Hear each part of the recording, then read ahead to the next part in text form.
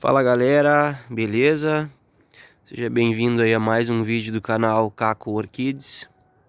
Trazendo então como curiosidade essa Cattleya intermédia Albescens Suzuki. Eu tenho acho que uns 3 exemplares dessa espécie, desse gênero aqui, né? Iguais a esta no caso. Essa Albescens Suzuki, ela é um meristema, ou seja, um clone, né?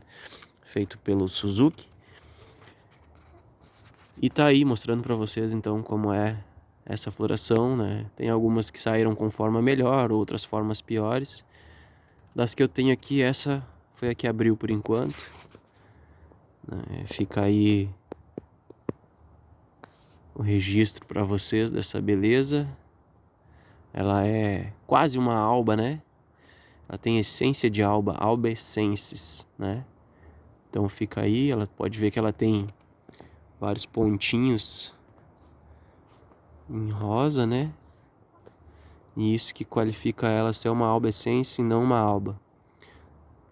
Se ela fosse toda branca e tivesse só uma pintinha que seja, ela já seria enquadrada na albescens.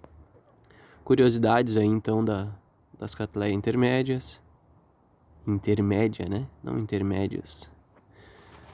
Então fica para vocês aí mais uma vez o registro dessa belezura. Te inscreve no canal. Deixa aí nos comentários a tua sugestão para que a gente possa estar abordando nos próximos vídeos. Agradeço a audiência de todos. Te inscreve no canal, deixa o teu like. Forte abraço, valeu!